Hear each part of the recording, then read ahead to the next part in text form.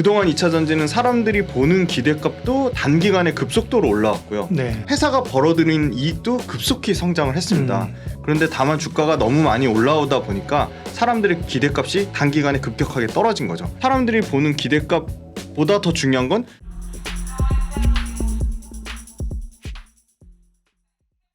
안녕하십니까. 예민수의 경제 토크 시작합니다. 오늘은 훈훈한 주식 김지훈 대표님 또 오랜만에 뵙는데요. 2차 전지 이야기부터 시작하겠습니다. 어서 오십시오. 안녕하세요. 2차 전지가 정말 뜨거운 올해 상반기를 갔는데 조정을 좀 겪었고 다시 좀 관심이 종목별로 좀 있는 것 같아요. 2차 전지를 이제 뭘 봐야 되는지, 조정받을 때 사면 될 만한 종목은 뭔지 얘기해 주십시오. 네, 일단 고점 대비 전반적으로 30% 넘게 빠졌으니까 네. 분명한 조정은 맞는 것 같고 뭐 많은 분들이 힘들어 하시는 것 같아요.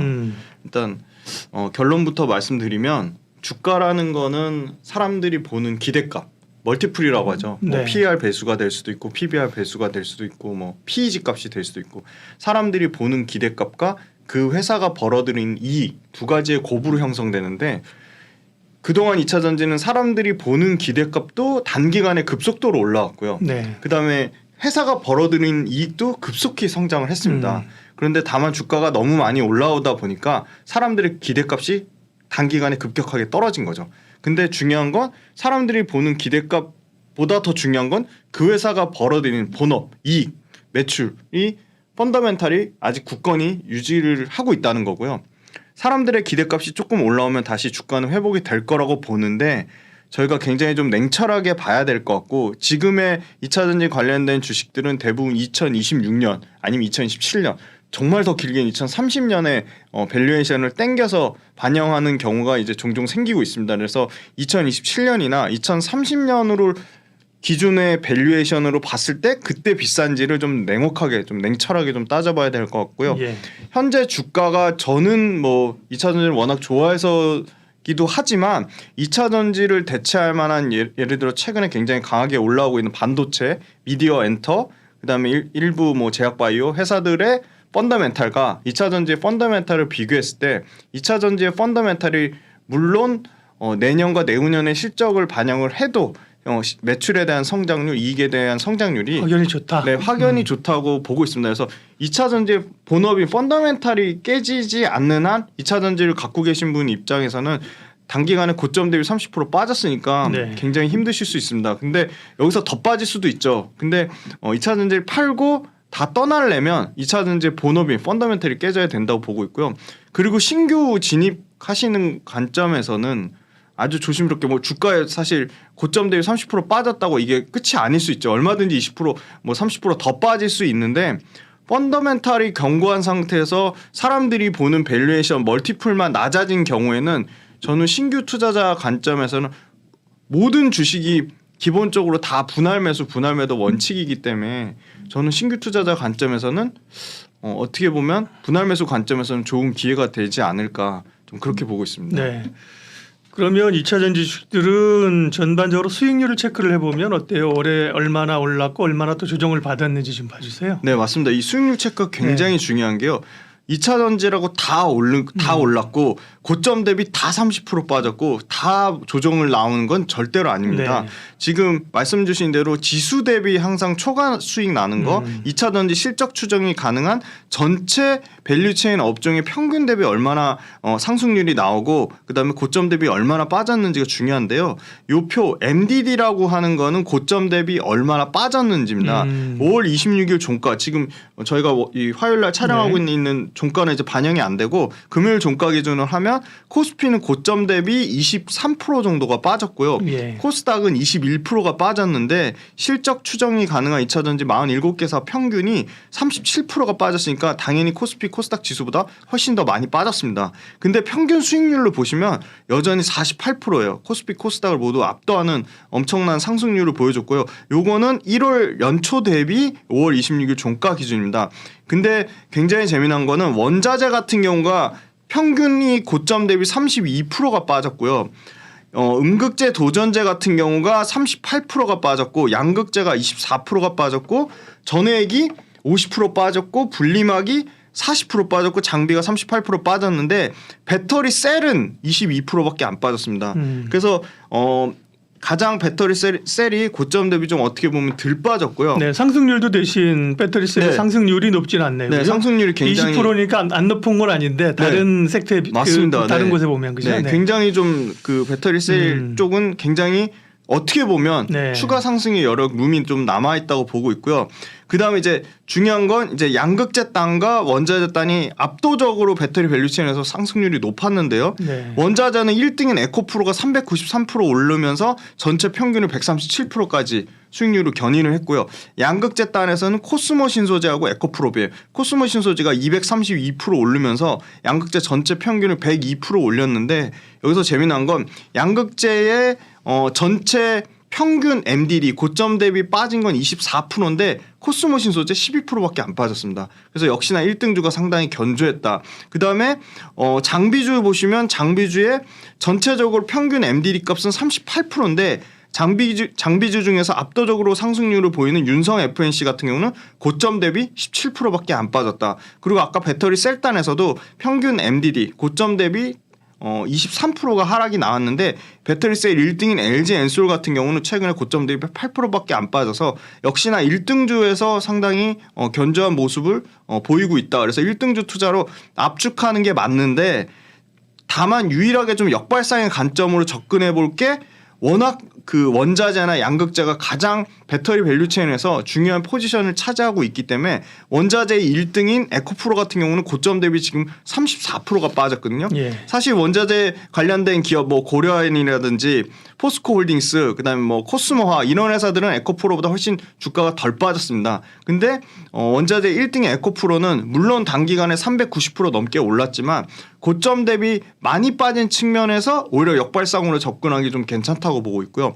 양극재 단에서도 제일 많이 빠진 건 LG화학입니다. 코스모 신소재 11%밖에 안 빠졌는데 LG화학은 34%가 빠졌습니다. 그래서 저는 양극재 단에서는 LG화학의 펀더멘털은 견고한데 주가만 많이 빠진 양극재는 LG화학이 굉장히 매력적이라고 보고 있습니다. 예, 2차전지 주식들의 최근 주가 움직임을 봤고요. 결국은 이제 밸류를 따져봐야 되잖아요. 주가가 오른 만큼 이익이 늘어날 수 있다면 설명이 되는 거고 네. 많이 땡겨왔다면 시간이 필요한 건데요. 그러면 이제 밸류 점검을 좀 해주세요. 네, 일단 원자재 업체부터 먼저 밸류를 네. 한번 보겠습니다. 주가가 빠졌으니까 밸류가 싸진 건 맞습니다. 근데 밸류가 싸진 건 맞는데 그러면 2차 전지 관련돼서 원자재 업체들의 밸류에이션의 변화율을 보셔야 되는데요. 2023년 PER 기준으로 포스코홀딩스가 최근에 9.3배까지 떨어졌고요. 내년 기준으로 하면 8배 정도 수준입니다. PER이? 지금, 네. 네. 그러니까 이 PER이란 건 당연히 2차전지 소재, 뭐 리튬이라든지 기타 포스코홀딩스의 자회사 2차전지 소재단의 가치가 이거는 순수하게 좀 철강 PER을 받고 있다고 좀 보고 있고요. 에코프로 같은 경우는 지금 30배 정도 수준입니다. 역시나 주가가 많이 올라서 PER이 지금 30배까지 올라갔는데 이것도 지금 2024년에 34배까지 올라간다고 보고 있고요. 지금 EV EBITDA 기준으로는 9배까지 좀 떨어질 거라고 보고 있습니다. 그리고 고려아연 같은 경우도 최근에 주가가 그렇게 뭐 크게 빠지진 않아서 오르지도 않았지만 빠지지도 않아서 15배에서 13배 정도 수준을 나타내고 있고요. 그래서 에코프로가 지금 밸류가 부담이 된다는 게 지금 원자재 업체들의 한 평균 PER이 2023년 기준으로 23배, 2024년 기준으로 18배니까 다 그 평균치를 다 초과하고 있다. 그래서 에코프로가 밸류에 대한 부담을 갖고 있는 것 같고 다만 이제 이익률 측면에서 지금 9.4% 돼 있는데 지금 원래 에코프로가 실적이 좋을 때 2분기, 3분기가 가장 호실적을 나타내는데 그때 평균 영업이익률 보면 11% 이상이 나옵니다. 그래서 뭐 고려아연이라든지 포스코홀딩스라든지 코스모 화학에 비해서 압도적인 영업이익률을 자랑하기 때문에 이 부분도 밸류에이션에 충분히 좀 반영이 돼야 되지 않을까 좀 그렇게 보고 있고요. 그 다음에 이제 양극재 업체단을 보시면 역시나 LG화학이 PEG 값으로 계속 왜냐하면 PEG 값 자체에 다 PER이 녹아 있기 때문에 LG화학 같은 경우는 여전히 지금 2024년이나 2025년 PER로 보면은 15배 미만입니다. 그래서 굉장히 좀 저평가돼 있다고 보고 있고요. LG화학도 EPS 성장률이 계속 성장을 하기 때문에 2024년, 2025년 평균치의 EPS 성장률이 가장 중요한데 55% 정도가 나옵니다. 엄청난 EPS 성장률이 나오고 있고요. 물론 코스모 신소재나 포스코 퓨처엠, 에코프로비엠이나 LNF에 비하면 EPS 성장률이 다소 낮다고 볼 수 있는데 그 이유는 LG화학은 100% 양극재 사업부로만 이루어진 게 아니기 때문에 그렇고요. LG화학 또한 아마 양극재 사업부를 제외한 기초석유화학 소재나 다른 여타 제약 관련된 사업 그다음에 기타 사업부에서 조금만 실적이 업사이드가 올라와도 굉장히 이 EPS 성장률은 더 커질 것이라고 예상하고 있고요. 지금 LG화학의 첨단 소재 사업부에 있는 양극재 사업부의 영업이익 성장률, EPS 성장률은 거의 100%에 육박할 정도로 엄청나게 높은 성장률을 보여주고 있습니다. 그래서 LG화학 평균 PEG 값으로 봤을 때 한 0.4배 정도 수준, 0.3배 정도 수준이니까 LG화학의 PEG 값으로는 가장 좀 저평가되어 있는 건 맞는 것 같고요.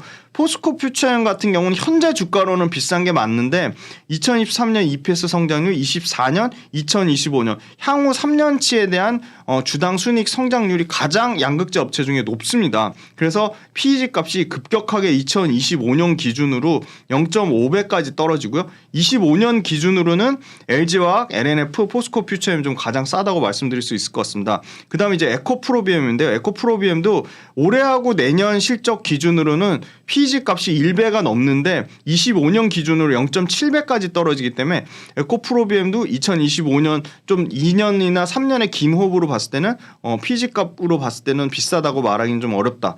그렇게 말씀드릴 수 있을 것 같습니다. 그다음에 이제 음극재 도전재를 보시면 대주전자재료가 오늘 보니까 오늘 좀 굉장히 좀 주가가 견조하게 한 5% 이상 오르고 있는데 대주전자 재료도 역시나 지금의 현재 PER로는 비싼 게 맞지만 24년 PER가 2024년의 PER과 2025년의 PER이 급격하게 이익이 성장하면서 떨어지고요. 2024년과 2025년 EPS 성장률 모두 30%가 넘는 굉장히 높은 성장률을 보여줘서 PEG 값 기준으로 0.3배까지 떨어집니다. 그래서 0.3배까지 떨어지니까 아주 보수적으로 PEG 값을 1배로 잡아도 최소한 3배 넘게 지금 상승 PEG 값으로 기준으로 보면 3배 넘게 상승 여력이 남아있다고 보고 있고요.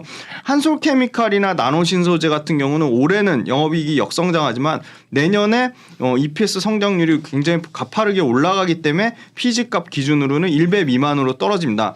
하지만 이제 한솔케미칼은 100%이 실리콘 음극재보다는 사실 IT에 들어가는 부품의 비중이 매출 비중이 워낙 40% 이상 50% 가까이 나오기 때문에 그 부분에 따른 전방산업 악화의 영향을 굉장히 많이 받고요. EPS 성장률 자체는 대주전자재료나 나노신소재의 게임이 안 될 정도로 굉장히 낮습니다. 그래서 한솔케미칼이 PEG가 1배 미만이지만 한솔케미칼보다는 대주전자재료나 나노신소재처럼 EPS 한 주가 벌어들이는 주당 순이익의 성장률이 높은 업종에 투자하는 게 당연히 맞다고 보고 있습니다. 네. 2차 전지 주요 업체들의 수익률하고 밸류를 점검했습니다. 그러면 2차 전지가 성장성이 좋다는 건 의심의 여지가 없잖아요. 네네. 근데 이제 얼마나 올랐느냐, 밸류 대비 얼마나 이제 벌어졌느냐 그건데요. 수익률과 밸류를 점검해 주셨습니다. 그러면 이 두 가지 그리고 플러스 요건을 감안해서 눈여겨볼 만한 기업을 말씀해 주세요. 네, 역시나 지금 현재 주가로 양극재 단에서는 가장 많이 빠진 거는 LG화학이고요. 네. LG화학 같은 경우는 이제 계속 그 밸류체인 관련돼서 얘기가 나오고 있습니다. 지금 미국의 피드몬트란 그 광산을 사서 리튬 원자재로 확보한 그런 부분도 있고 LG화학 같은 경우는 지금 드디어 이제 하반기 3분기 되면 이제 계속 LG화학 같은 경우는 3분기부터는 이제 석유화학 사업부에서 흑자 전환을 예상을 하고 있어요. 지금 에틸렌 그 소위 말하는 손익분기점이 굉장히 그 300불을 기준으로 잡는데 297불까지 올라왔다가 지금 다시 260불 때까지 떨어졌는데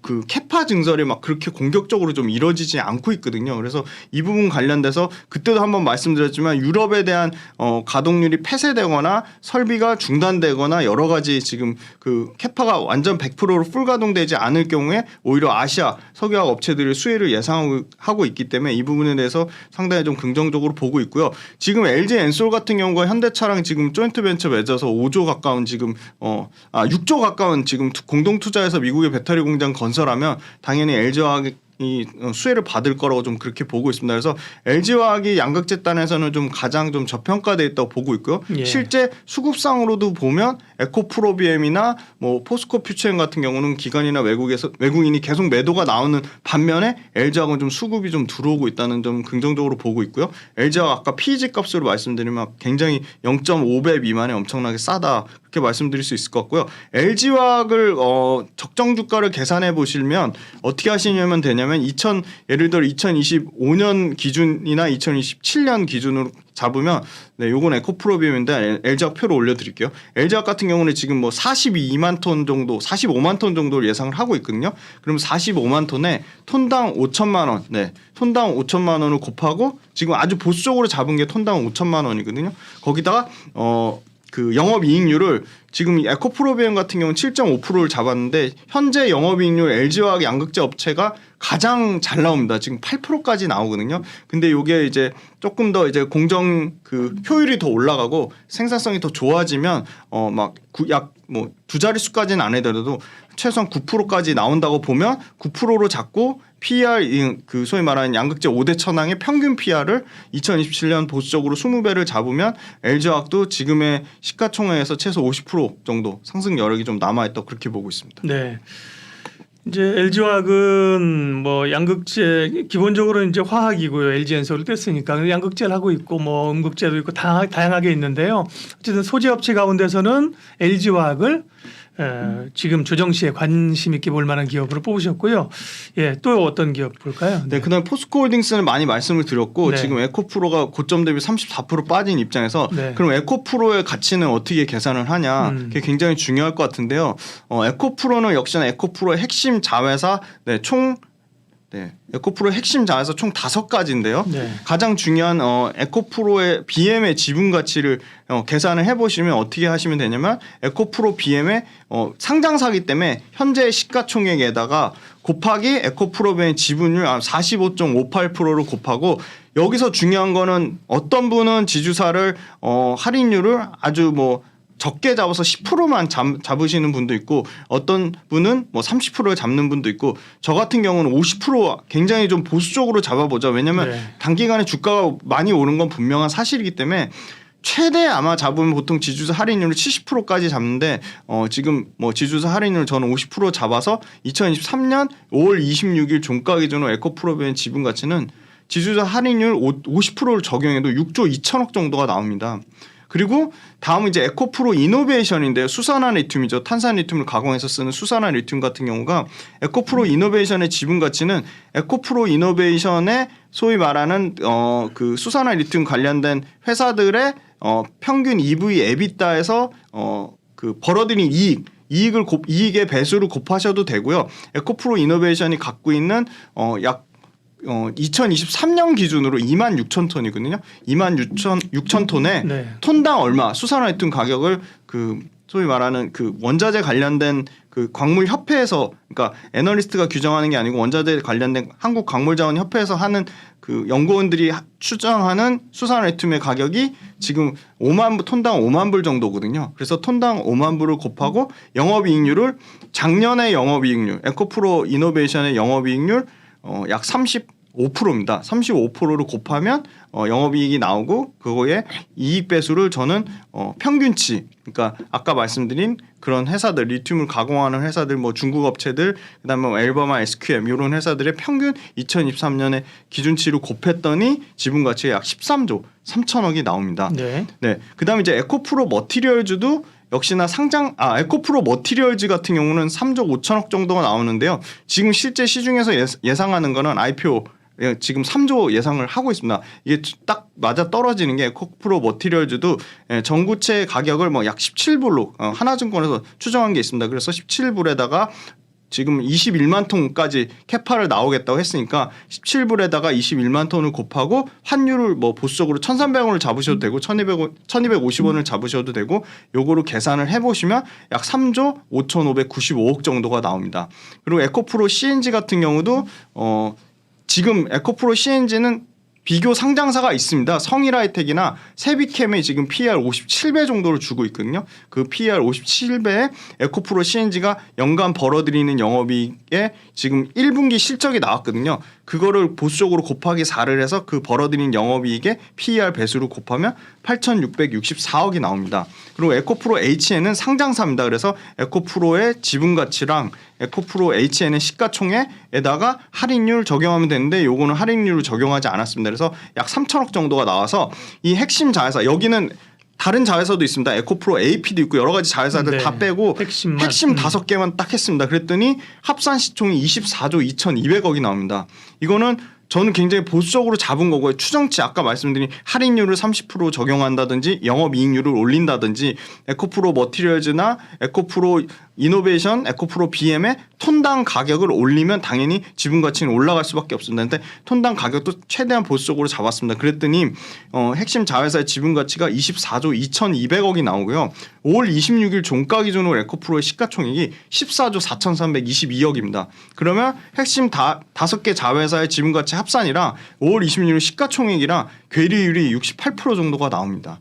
그러니까 에코프로가 주가가 30% 빠졌는데 에코프로 자회사의 지분가치랑 이 에코프로 현재 시가총액이랑 68% 괴리율이 있으니까 에코프로가 이렇게 꼼꼼하게 자회사의 지분가치를 따지면 지금 현재 주가가 34% 빠진 입장에서 비싸다고 말하기는 어려운 거죠. 그러니까 네. 본업인 펀더멘탈의 체크가 굉장히 중요하다고 보고 있습니다. 네, 2차전지 쭉 리뷰를 했습니다. 가격 빠진 거 대비 또 사업성 이러고 봤을 때는 소재 업체 가운데서 LG화학을 말씀하셨고요. 가장 뜨거운 관심이 있는 에코프로는 지분을 합산해 봤더니만 지금 시총보다도 받아야 될 시총이 훨씬 높다. 그죠? 그 괴리율이 맞습니다. 네. 67%니까 네. 이론적 계산으로 하면 한 33% 오를 여력이 있다는 네, 겁니다. 맞습니다. 네, 네. 그대로 반영되는 건 네. 않지만 그렇게 지분 가치를 합산해서 에코프로의 밸류를 다시 한번 봤고요. 2차전지 관련해서 또 최근에 좀 뭐 챙겨봐야 될 혹은 뭐 기억해야 될 뉴스 이런 거 있습니까? 업데이트 좀 해주시면. 네네. 첫 번째 미국에서 네. 이제 중국 정부 관련된 이 배터리 업체 보조금 지급을 거부했거든요. 마이크로 바스트사에 뭐 2,700억 지급을 안 하겠다고 했는데 이 부분은 필두로 지금 뭐 예를 들어 거시안이라든지 미국 내 공장 설립 보조금 승인된 부분이 상당 부분 브레이크가 걸릴 가능성이 높다고 좀 보고 있습니다. 그래서 당연히 중국 관련된 불확실성이 해소되면 우리 2차 전지 업체들은 좋을 수밖에 없을 거라고 보고 있고요. 그다음에 그 미국에서 뭐 위구르 강제 노동 방지법에 따라 중국산 배터리를 사용하면 미국 수출길이 막힐 것이다. 네, 그런 부분도 있고요.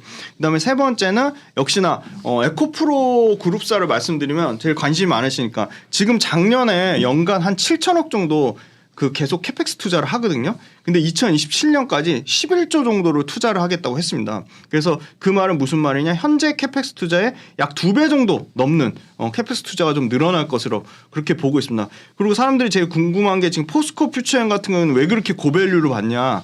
근데 포스코 퓨처엠 같은 경우는 LNF나 에코프로비엠이랑 다르게 LG화학이랑 다르게 가장 양극재 잘 팔리는 그 제품이 NCM811입니다. 그래서 NCM811 비중이 집중적으로 높기 때문에 계속 잘 팔리는 걸로 보고 있고 지금 삼성 SDI나 그 LG 엔솔, 그다음에 심지어 이제 SK온까지 계속 가장 좀 고객사가 좀 다변화돼 있다 그렇게 보고 있습니다. 그리고 전반적으로 어떻게 보면 가장 뭐 선수들 중에 선수라고 할 수 있는 MBK 파트너스가 SK온이 굉장히 자금 관련돼서 굉장히 많이 힘들어하고 좀 그 굉장히 불안해했었는데 MBK 파트너스가 블랙락이랑 중동 투자자를 포함해서 약 1조 5천억에 SK온을 투자했다고 지금 나왔습니다. 그래서 그 기사가 나왔다는 것 자체는 이 심지어 사모펀드 업황 자체도 SK온이 굉장히 좀 저평가돼 있고 2차전지 업황을 앞으로 향후 좀 긍정적으로 보지 않나 좀 그렇게 보고 있습니다.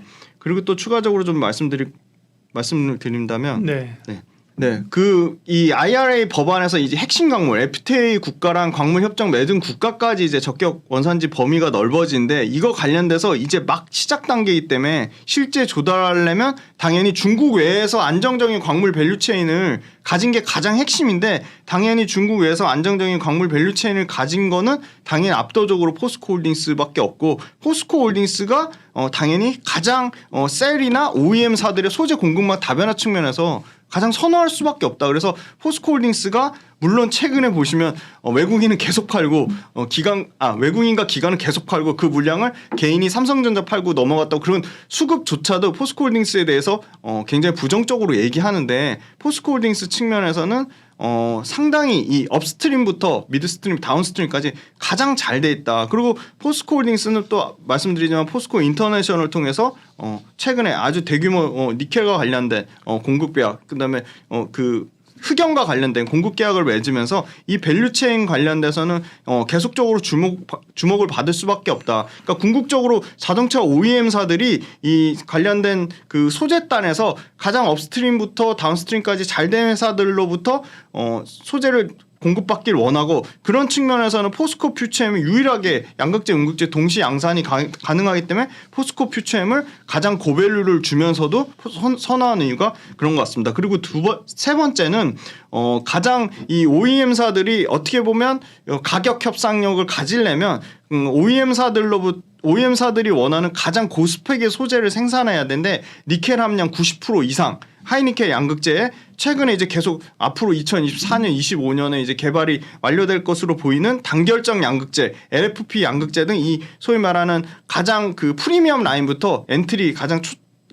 그 저가 라인까지 모두 다변화된 제품 포트폴리오를 할 수 있는 회사가 역시나 전체적으로 이걸 다 만족시키는 회사가 에코프로비엠 LNF다. 그래서 에코프로비엠 LNF도 계속 2차 전지 양극재단에서는 계속 좀 주목받을 수 밖에 없다. 완성차 업체들의 밸류체인 측면에서는 상당히 매력적이라고 보고 있고요. 포스코 퓨처엠은 니켈 함량 90% 이상까지 하이니켈 양극재가 그 에코프로비엠이나 LNF 대비 기술력은 딸리지만 아까 말씀드린 음극재가 결합된다는 측면에서 상당히 매력적이라고 보고 있습니다. 그래서 굳이 두 가지 중에 한 종목을 택한다면 역시나 양극재까지 밸류체인이 가장 잘 돼 있는 포스코 퓨처엠이 비쌈에도 불구하고 매력적인 건 분명하다고 보고 있습니다. 네. 반도체 추가 상승을 위한 조건은 무엇이냐 이런 타이틀을 달았는데 일단 그 조건 전에 주가가 이렇게 실적은 아직도 안 좋은데 먼저 오르는 이유는 어디 있는 거죠? 일단 기본적으로 외국인이나 기관이 동시에 다 반도체 업황을 굉장히 좋아하는 것 같습니다. 네. 일단 2차 전지보다 앞서서 어떻게 보면 반도체 관련돼서 저희가 굉장히 글로벌 탑 3급에 있고 뭐 삼성전자, 하이닉스는 뭐 메모리 반도체에서 뭐 최정상을 달리고 있고 그런 거에 대한 오랜 장기간 동안에 반도체 그거에 대한 신뢰감이 좀 쌓여 있는 것 같고요. 두 번째는 실적 안 좋은 부분이 외국인이든 기관이든 충분히 지금 주가에 좀 반영이 됐다고 좀 보고 있는 것 같습니다. 아마 주가에는 이미 실적이 나쁠 거는 반영이 됐고 앞으로가 실적이 좋아지면 그거에 따라서 굉장히 추가 업사이드 여력이 남아 있다고 보는 것 같고 저는 개인적으로 반도체가 확실히 지금 2차 전지가 굉장히 조정을 받으면서 굉장히 강력한 뭐 주도주의 자리를 뺏으려고 하고 있는데 그거는 좀 추이는 좀 더 지켜봐야 되지 않을까 그렇게 보고 있습니다. 아직은 이제 2차 전지가 완전히 밀려나고 반도체가 승기를 잡았다고 보기에는 완전히 주도했다고 보기에는 맞습니다. 이르다. 상황을 또 봐야 된다는 얘기고요. 반도체는 결국 삼성이 감산한다는 얘기가 나오면서 좀 더 탄력이 붙은 것 같아요. 네, 정확한 지적이신데요. 확실히 반도체가 철저하게 좀 수요와 공급에 의해서 좀 움직이는 것 같고요. 삼성전자는 계속 감산을 안 할 거라고 예상인데 좀 공식적으로 좀 발표한 부분이 있어서 그 부분 관련돼서는 상당히 좀 반도체 업체 입장에서는 굉장히 수요와 공급이 감산으로 인해서 수요가 늘진 않는데 철저하게 공급이 줄면서 수요와 공급이 좀 굉장히 좀 타이트한 것 같고요. 저희가 중요한 거는 공급이 그래 뭐 삼성전자 감산하는 거 알겠어. 중요한 건 수요가 얼마나 늘어나는지가 더 중요할 것 같거든. 이미 공급에 줄어든 거, 공급이 감소하는 거에 대해서는 충분히 주가의 반영이 지금 이미 선반영이 돼서 나오고 있기 때문에 그러면 수요 관련돼서 어떻게 보냐 철저하게 세 가지입니다. 심플하게 서버가 있고 그다음에 모바일이 있고 그다음에 나머지 뭐 PC랑 뭐 태블릿 이런 게 있는데요. 역시나 지금 관련돼서는 서버 쪽에서는 가장 소위 말하는 미국의 빅테크 업체들이 서버 관련된 그 예산 버짓을 지금 30% 이상 감소하겠다고 했거든요. 그래서 서버 관련돼서 굉장히 폭발적으로 늘어나기는 좀 어려운 상황이다. 근데 아무래도 지금 현재 기준으로 재고가 폭증한 상황이기 때문에 마지막으로 지금 뭐 업체들이 이제 소위 말하는 밀어내기 밀어내기 경쟁을 하고 그게 한 번 더 메모리 반도체 판가 하락으로 이어진 다음에 그 다음부터는 회복이 좀 될 거라고 보는데 삼성전자를 예를 들면 3분기부터는 본격적으로 감산에 대한 효과가 나올 거고 설비 투자 감소까지 다 한꺼번에 진행이 되면 이게 치킨 게임의 어떻게 보면 실질적인 결과로 나오면서 삼성전자도 이제는 다양한 아까 말씀드린 뭐 그 빅테크 업체들이 서버에 관련된 투자를 줄일 만큼 줄였기 때문에 그 부분에 대한 부분이 반영된 거 그리고 이제 앞으로 이미 나왔지만 굉장히 소위 말하는 D램에서 기대감을 갖고 있는 거는 DDR5인데 DDR5가 실제 차지하는 생산 비중에서는 지금 15% 미만이거든요. 이 부분 관련돼서 2024년에 오히려 DDR5 관련된 물량을 확보하기 위한 공급 쇼티지를 우려해서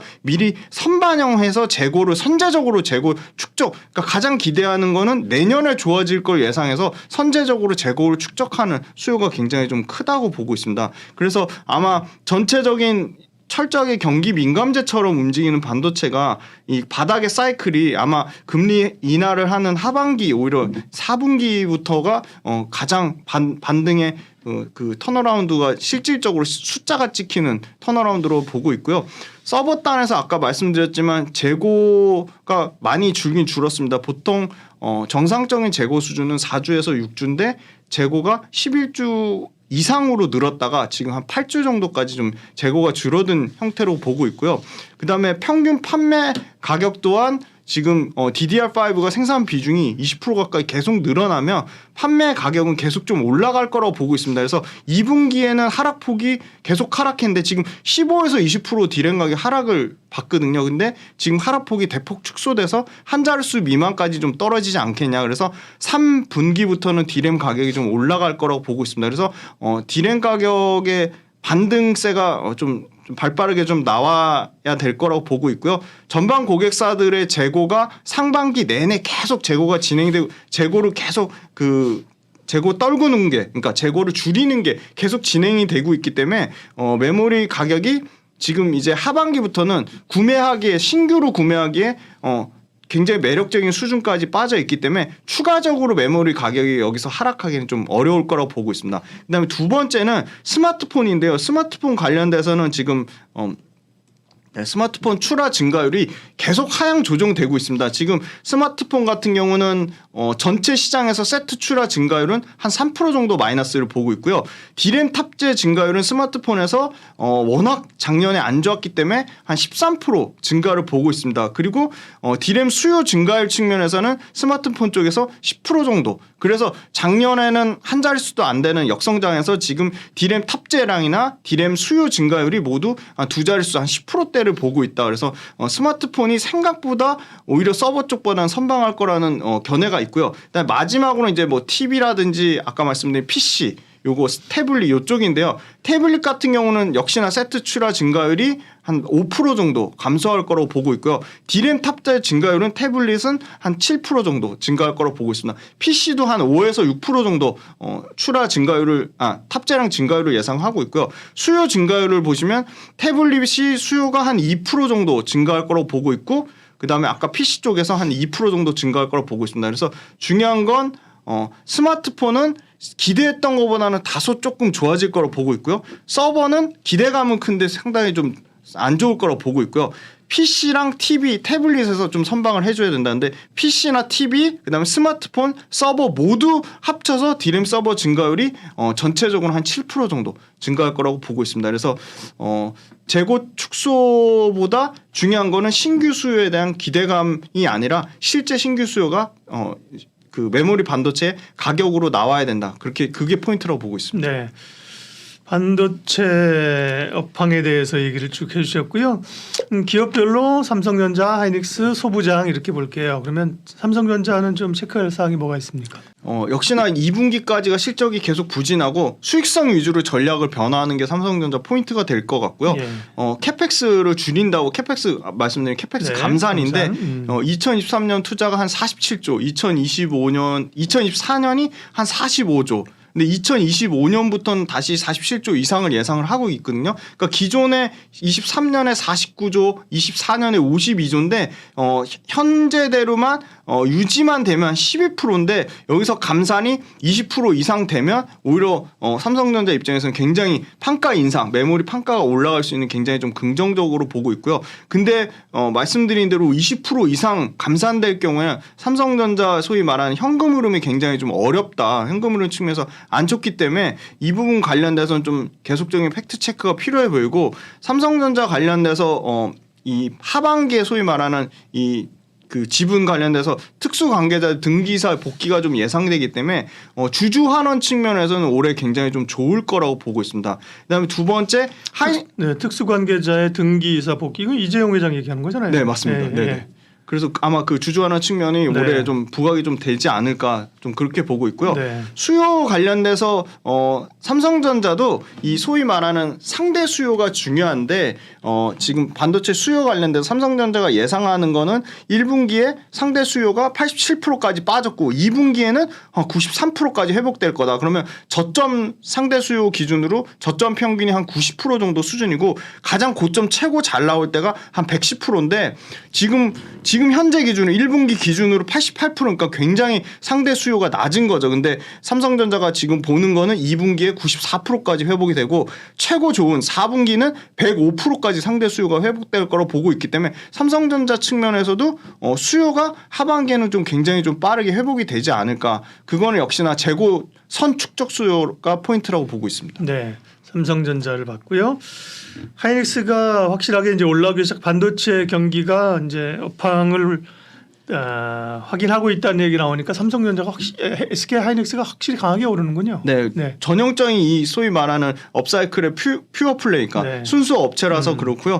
SK 하이닉스도 당연히 이 메모리 반도체가 얼마나 턴어라운드 되는지가 핵심일 것 같고요. 하이닉스도 이 DDR5의 침투율이 얼마나 올라가는지가 좀 포인트가 될 것 같습니다. DDR5가 지금 작년 기준으로 DDR4 대비해서 200%가 넘는 가격의 프리미엄을 받았는데 그게 지금 17%까지 빠졌거든요. 그리고 4월달 기준으로 2%까지 가격 차이가 DDR4나 DDR5의 가격 차이가 2%까지밖에 안 빠졌기 때문에 가격이 이렇게 급속하게 주면 원래 DDR5에 대한 기대감도 큰데 가격까지 이렇게 굉장히 빠르게 정상화가 되면 DDR5에는 수요가 증가할 거라고 보고 있고요. DDR5가 좋아지면 태블릿 PC라든지 일반 PC가 다 수요가 좀 회복이 될 거라고 보고 있습니다. 그래서 이런 태블릿 PC나 PC 쪽의 DDR5의 수요가 좋아지면 당연히 삼성전자도 좋지만 퓨어플레이인 하이닉스가 더 훨씬 수요 측면에서 좋을 거라고 보고 있고요. 그다음에 최근에 아주 주목받고 있는 인공지능 AI 관련돼서 네. HBM 관련된 차별화된 수익 구조가 하이닉스에 좀 긍정적인 모멘텀으로 작용할 것으로 네. 보고 있습니다. 엔비디아에 들어가는 HB100인가요? 예, 네네. 그 효과가 큽니다. 다음 이제 소부장인데요. 예, 혹시 뭐 반도체가 움직이니까 소부장들은 더 탄력이 강하게 움직이는데 다만 지금 투자를 축소하고 있는 상황이기 때문에 소부장이 그동안 이제 다가기 어려워서 선별 작업을 많이 했는데요. 소부장 포인트 좀 알려주세요. 네, 일단 소재든 장비든 어떻게 보면 감산의 영향을 좀 덜 받는 그러니까, 예. 좀 특수 그 회사만의 특별한 뭐 기술적인 공정에 의해서 쓰인다든지 원재료 그러니까 그 소위 말하는 일본산에 대한 국산화 대체 수요로 쓰인다든지 어떤 특정한 기술적인 이유라든지 구조적인 성장에 대한 이유에 따라 쓰이는 부분이 필요하다고 보고 있고요. 그래서 그런 측면에서는 저는 이제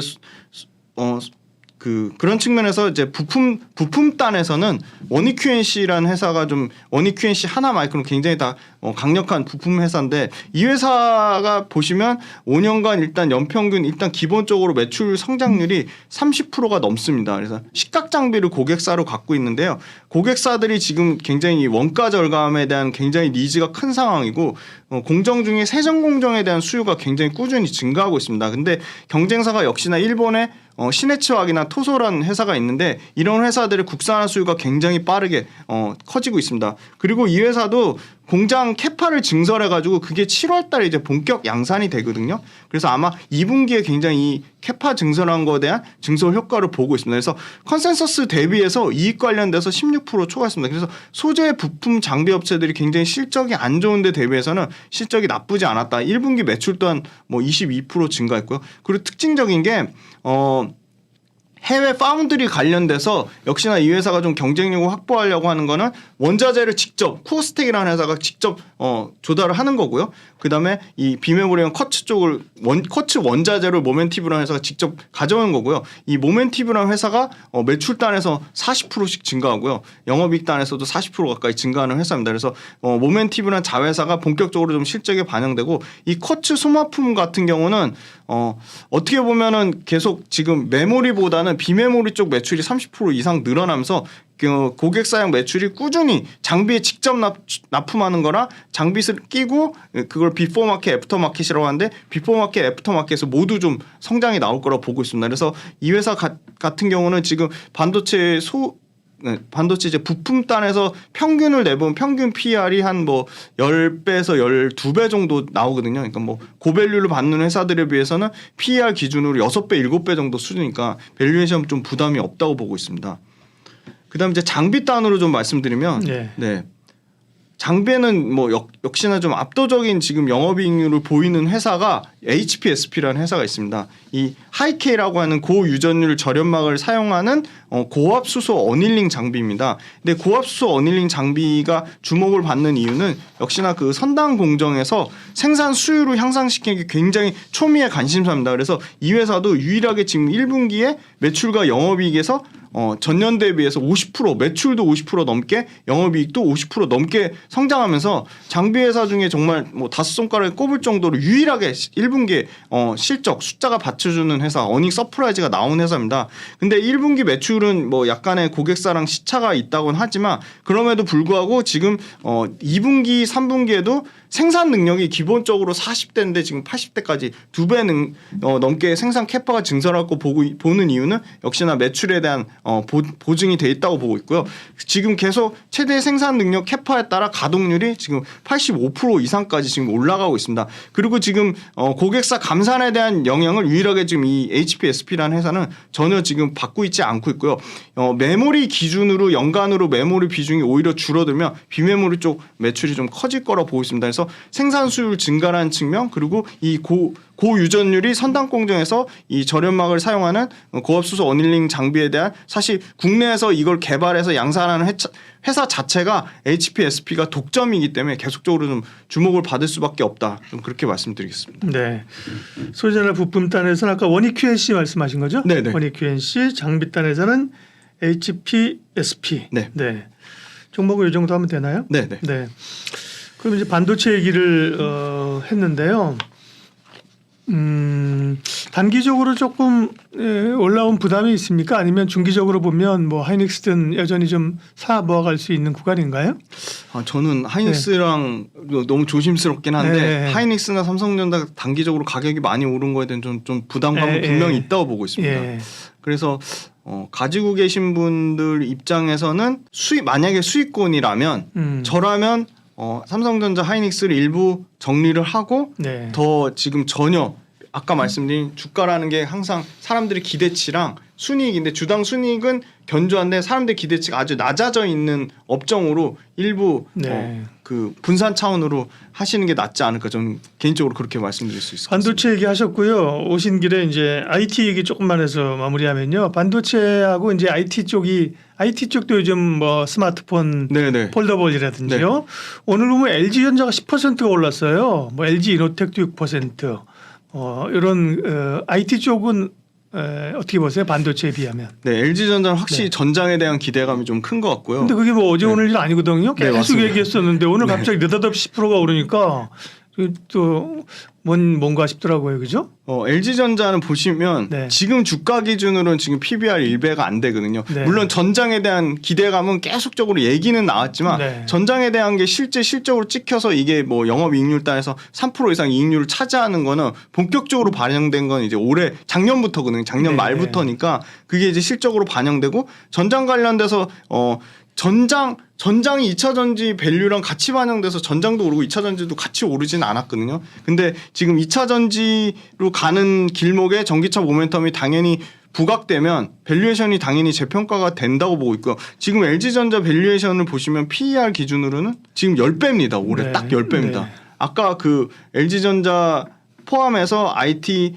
그 소재 부품 장비 다 평균을 내보면 한 15배 정도 수준이거든요. 근데 LG전자가 지금 올해 같은 경우가 매출단에서 한 5% 정도, 그리고 영업이익단에서는 한 15% 정도 성장이 나오고 올해보다는 내년과 내후년에 한 10% 이상 매출과 이익에서 성장이 나오는데 전장 비중이 지금 30% 20% 미만에서 지금 30% 40%까지 전체 매출에서 전체 이익에서 차지하는 비중이 커지면 전장이 지금 일반 가전 사업부보다는 상당히 마진율이 계속 급격하게 올라가고 있기 때문에 그거에 대한 좀 기대감을 좀 선반영하는 부분이 있지 않나 그렇게 보고 있습니다. 네.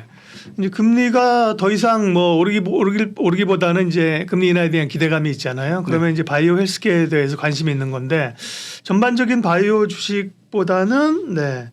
어떤 의료기기 이런 쪽입니까? 어떻게 네, 보세요? 의료기기가 좀 실적의 안정성이 좀 좋은 것 같고요. 네. 의료기기 관련된 회사들도 예. 전반적으로 국내에서 이제 해외로 굉장히 그렇죠. 수출 글로벌화되고 momentum. 있습니다. 수출의 물량 자체가 어마어마하게 늘어나고 있고요. 의료기기 회사들의 뭐 가장 엄청난 장점이라고 할 수 있는 것은 이익률입니다. 예. 전체적인 의료기기 회사들의 이익률은 평균 30%가 넘습니다. 그러니까 대단한 거죠. 어마어마합니다. 네. 지금. 그리고 이제 막 해외에 진출하기 시작했거든요. 그래서 지금 그 Q 물량에 대한 포텐이 터질 거라고 보고 있고요. 헬스케어 회사들 소리 소문 없이 지금 의료기기 같은 회사들 뭐 클래시스, 루트로닉, 뭐 제이시스 메디칼, 뭐 파마리서치 이런 회사들 다 지금 신고가 영역입니다.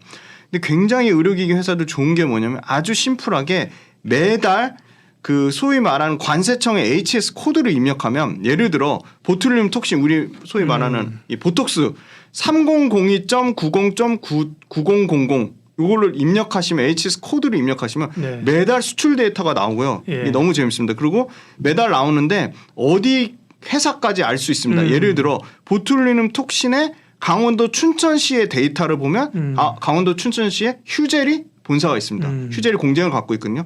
휴젤이 강원도 춘천시의 데이터고 전년 대비해서는 28% 증가했구나.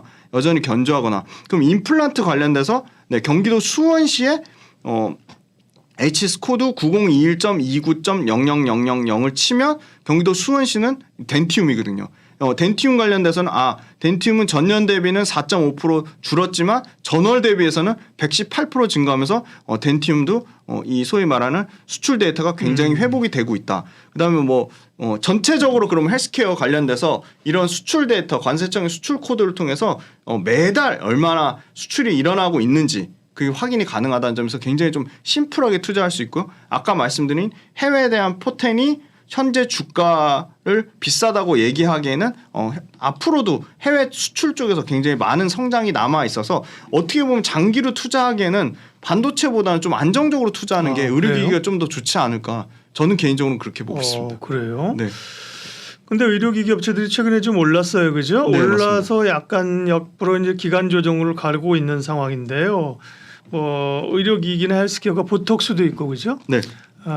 임플란트 관련된 업도 있고, 그죠? 네네. 의료기기, 피부 미용 다양합니다. 그 가운데 좀 눈여겨 보시는 기업은요. 네, 가장 1등 대장주라고 할 수 있는 클래시스를 보겠는데요. 네. 클래시스는 압도적인 영업이익률을 자랑하고 있습니다. 50%대 영업이익률을 자랑하고 네. 있고요.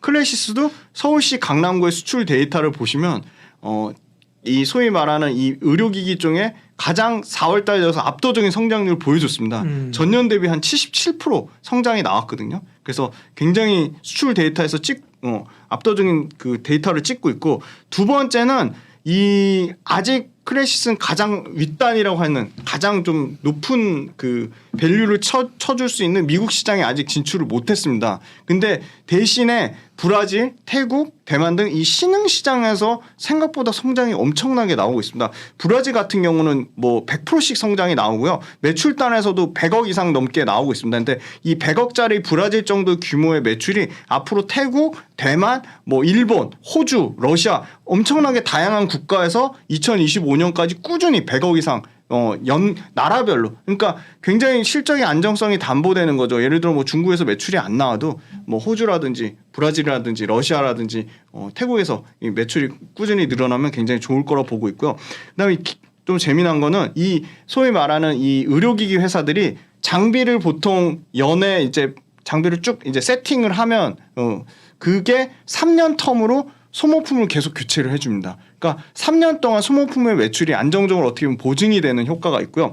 지금 클래시스 같은 경우는 슈링크 유니버스 교체 수요가 지금 좀 마무리 단계에 있습니다. 기존의 슈링크랑 슈링크 유니버스가 지금 이미 장비가 세팅이 국내는 다 깔려 있기 때문에 3년 동안 향후 소위 말하는 소모품의 마진은 55%거든요. 네. 소모품이 향후 못해도 3년 동안은 계속 슈링크와 신제품으로 나온 슈링크 유니버스에 대한 그 소모품 매출이 계속 엄청나게 폭발적으로 연간 뭐 50% 이상씩 성장이 좀 나올 거라고 보고 있고요.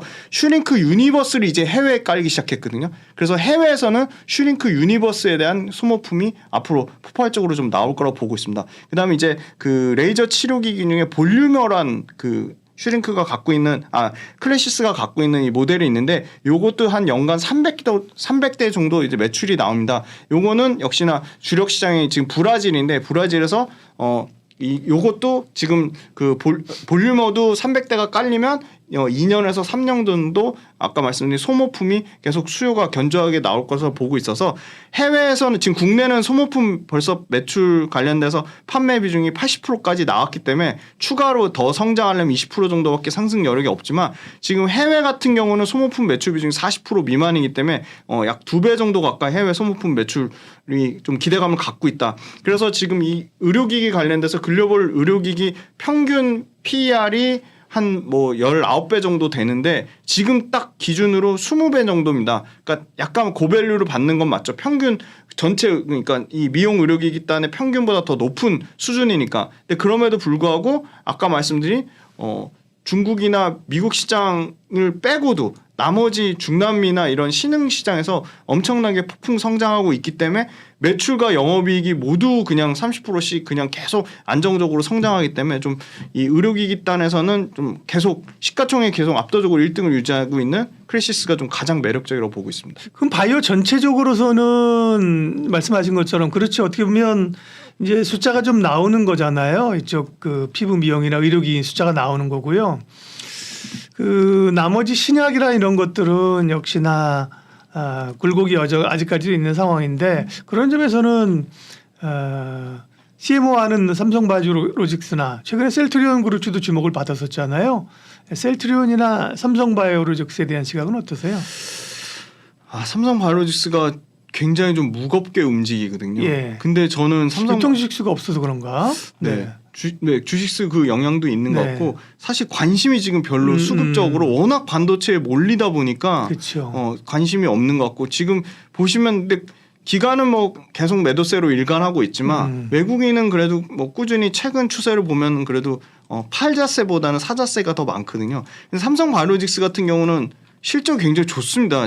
삼성바이오로직스 보시면 매출단에서는 그냥 꾸준히 연평균 15% 이상 성장이 나오고요. 이익단에서도 10% 이상 그냥 한 번도 이제 역성장이 없이 올해 같은 경우는 이제 3조 5천억 대에서 내후년에 보면 이제 거의 4조 5천억 대까지 매출 성장이 나오고 아마 올해 연간으로는 처음으로 1조 대 영업이익을 좀 상대적으로 좀 달성할 거로 보여서 삼성바이오로직스는 저는 지금 가격 때는 좀 굉장히 매력적이라고 보고 있는데 아무래도 뭐 클래시스라든지 덴티움이라든지 이런 회사에 비해서 탄력도가 굉장히 낮기 때문에 조금 나는 굉장히 보수적으로 투자하는데 안정적으로 실적 성장이 나오면서 반도체나 미디어 엔터 사기는 좀 부담스러운 입장에서 삼성바이오로직스는 굉장히 좋은 대안일 것 같은데 네.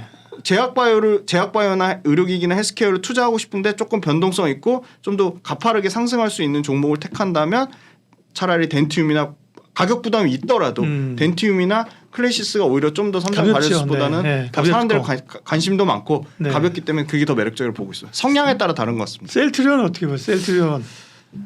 셀트리온 같은 경우는 삼성바이오로직스보다는 매력도가 좀 떨어진다고 보고 있습니다. 아무래도 물론 셀트리온 관련돼서 유럽이나 북미에서 그런 그 소위 말하는 허가 받는 거에 대해서는 지금 단기간에 주가가 올라오면서 많이 반영이 좀 돼 있다고 보고 있고요. 네. 이런 이 바이오 시밀러 관련돼서 저는 이미 삼성바이오로직스가 아마 셀트리온을 넘어서지 않았나. 그래서 어떻게 보면 상징적으로 봤을 때는 셀트리온이 삼성바이오로직스보다 밸류에이션이 엄청 싼 것도 아닌데 뭐 여러 가지 자본력이나 캐펙스 투자나 실적 증가율로 봤을 때 셀트리온이 그렇게 삼성바이오로직스보다 엄청 매력적이라고 보고 있지는 않습니다. 네, 헬스케어 의료기기 클래시스 탑픽으로 말씀하셨고요. 얘기가 나와서 에타 바이오 업체들까지 좀 여쭤봤어요. 훈훈한 주식 김지훈 대표님 오늘 함께했습니다. 고맙습니다. 감사합니다.